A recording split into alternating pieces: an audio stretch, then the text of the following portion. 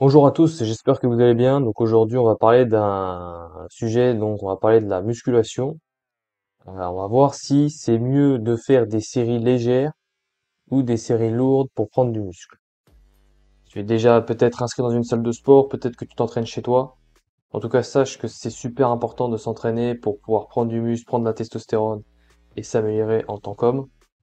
Donc je vais te dire un petit peu les différents points pour pouvoir t'améliorer en musculation et en musculature.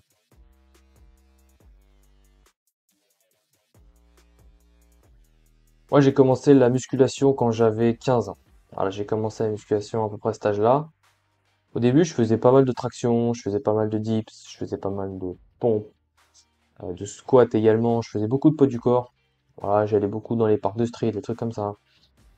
Et pour débuter, c'est franchement génial. Voilà, j'ai appris beaucoup de choses pour me renforcer musculairement.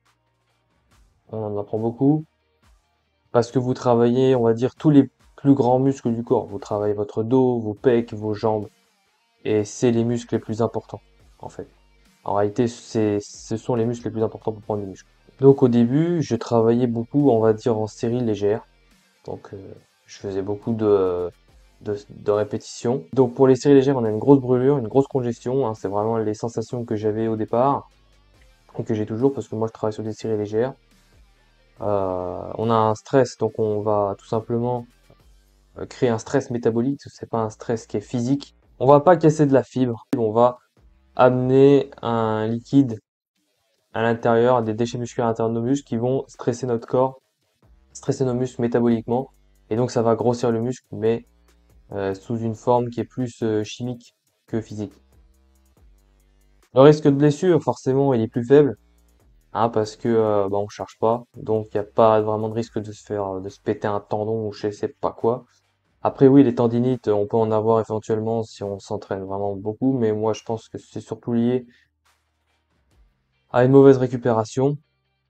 D'accord? Si vous récupérez mal, donc si vous mangez mal, que vous dormez mal, que vous faites pas de douche froide, vous avez potentiellement un risque de blessure, un risque de tendinite plus élevé. Le conseil que je vous donne, c'est tout simplement de, quand vous avez mal, donc vous avez vraiment, vous sentez que quand vous forcez, ça vous fait du mal, hein, de tout simplement ne pas vous entraîner ce jour-là. Moi, ça fait depuis, personnellement, ça fait depuis des années que je peux m'entraîner tous les jours pendant des heures et des heures, j'ai pas mal du tout. Enfin, j'ai des courbatures, mais j'ai pas de douleur articulaire parce que, voilà, je récupère très vite, je dors bien, je mange bien, je prends du froid, je suis en rétention. Donc tout ça fait que j'ai aucun problème de récupération.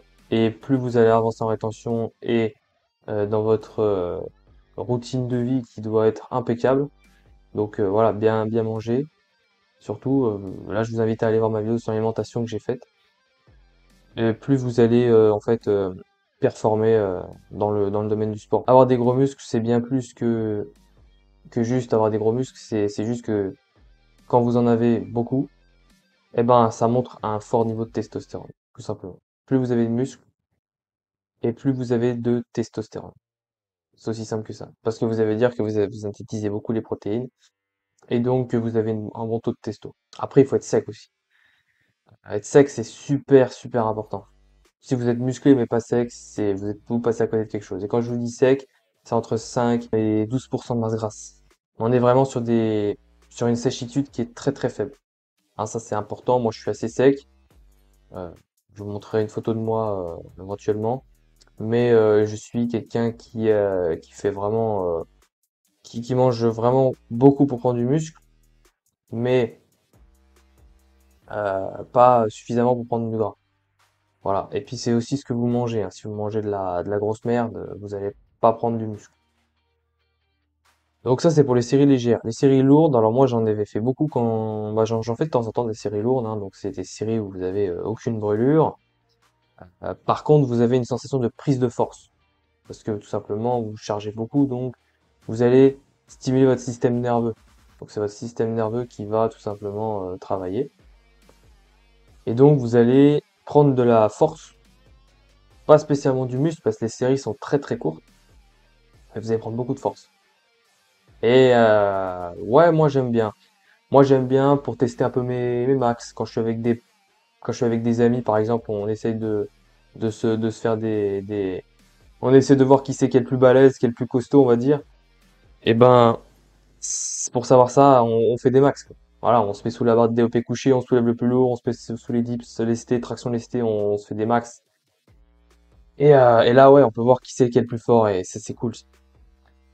Donc, on est plus tonique, plus puissant. Ça, c'est très très, voilà. Donc, on a un stress mécanique, hein. Si on prend du muscle, si on a des courbatures, c'est parce qu'on a fait un stress mécanique, c'est-à-dire que nos fibres se sont littéralement cassées, parce que c'est tellement intense que il n'y a pas de déchets musculaires. C'est pour ça que d'ailleurs, quand on fait des séries lourdes, eh ben en fait, on n'a pas de congestion et on n'a pas forcément les veines qui ressortent.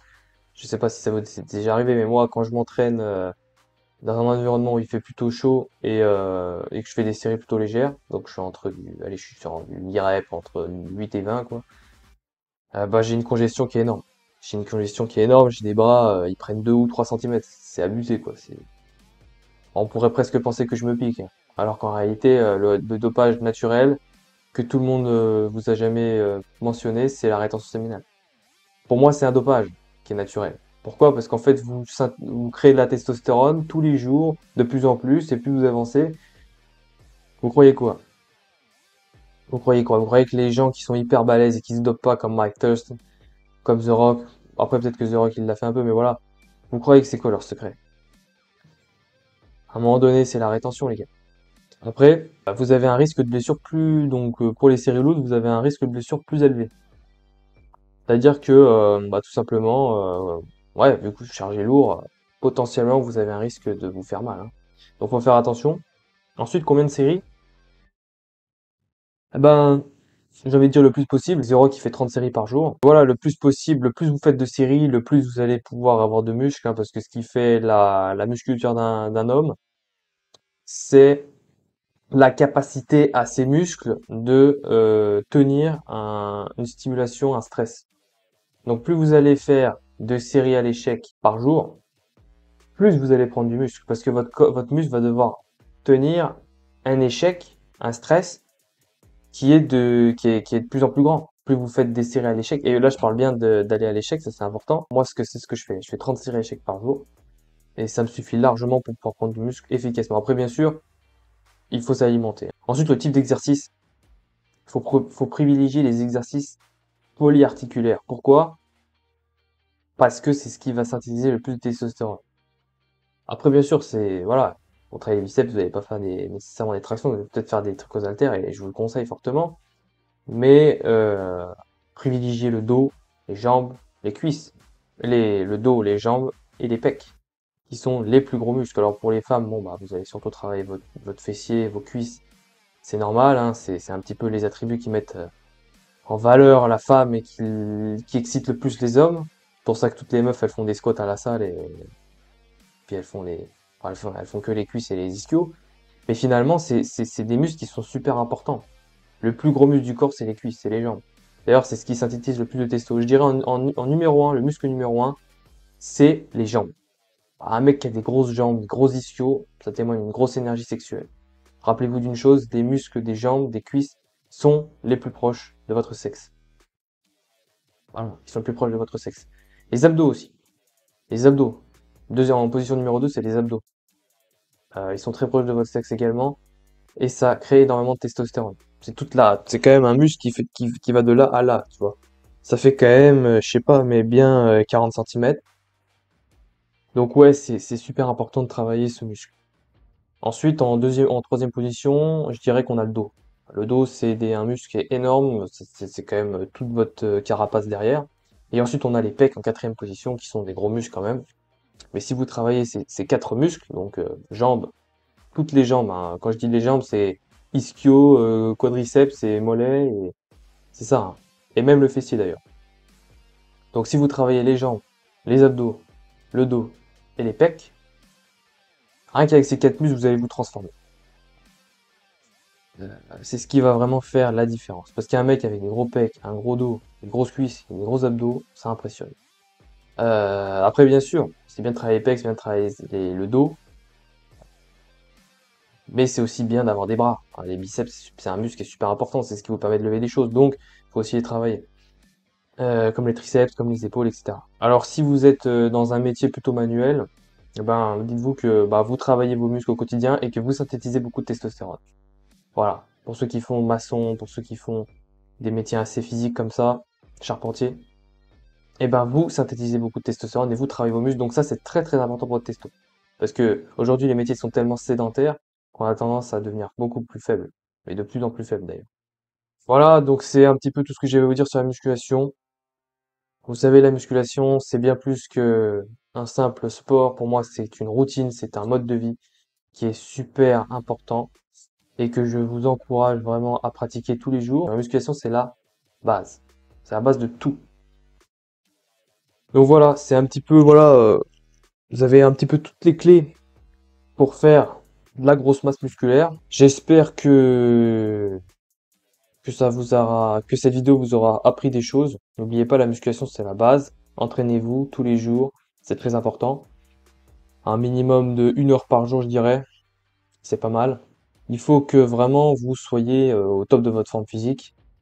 Et surtout quand on est en rétention. Parce que quand on est en rétention, moi je le vois hein, tout de suite, c'est qu'on a tellement d'énergie, on a tellement de testostérone, parce qu'on garde finalement toute notre testostérone, qu'on est obligé d'en faire quelque chose. On est obligé de la transmuter dans un projet, dans un sport, dans tout ce que vous voulez, dans une vidéo. Parce que sinon, on pète un câble. J'espère que votre rétention séminale se passe bien, que vos entraînements se passent bien. Je vous encourage de continuer en ce sens. Si vous avez des questions, posez-les en commentaire, je réponds à tous les commentaires. N'hésitez pas à liker cette vidéo, hein, c'est très important, à vous abonner. N'oubliez pas, il y a le Patreon en dessous de la vidéo si vous voulez. Vous avez une vidéo que j'ai faite la semaine dernière qui vous explique un petit peu comment on essaie de vous manipuler. Vous avez mon Instagram également. On se retrouve pour une prochaine vidéo. Salut!